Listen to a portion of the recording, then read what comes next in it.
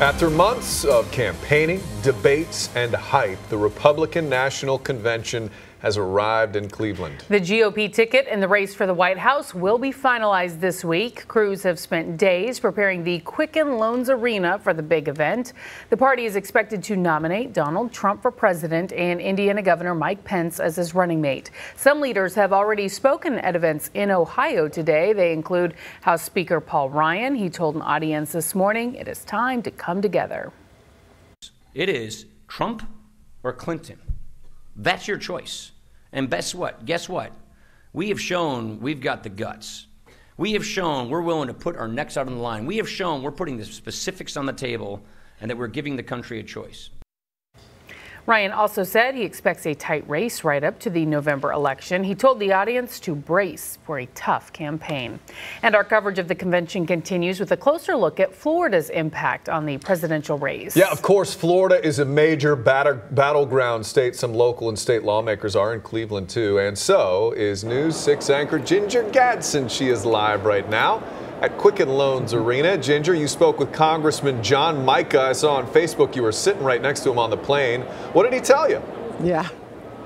Yeah, I'm going to tell you what he told me in just a moment, Matt and Lisa. But first, I want to tell you we had some action on the convention floor just a short time ago. I've now moved inside the convention center, and you can see the floor. The crowds have dispersed right now. They've broken into it. The delegates are now into individual groups. But there was an anti-Trump protest that broke out on the floor. The protesters began talking about how they want to stop Donald Trump as the nominee. That's what they were protesting. And there was a lot of yelling and shouting on the floor. Of course, that did not happen. They approved the party's platform and even took a group picture after that.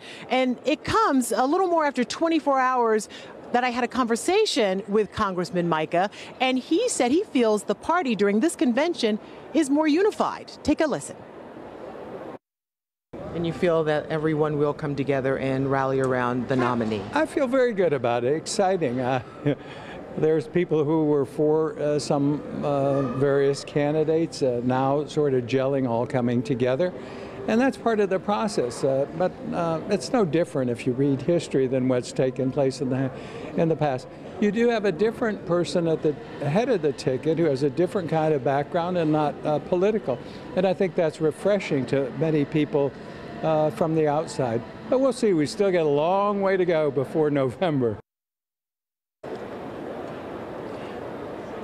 A long way to go before November, indeed. But, you know, we always talk about that post-convention bounce, and I'm sure that is what Trump and the Trump campaign are hoping for will happen after this campaign.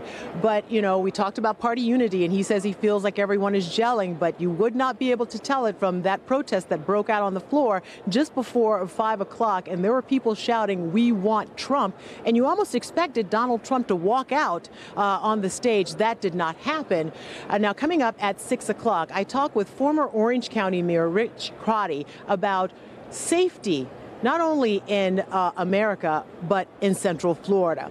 We'll talk about that when I see you next time. Guys, back to you. Protest in a group picture. That doesn't happen all the time. Ginger Gadsden live for us in Cleveland. Thank you.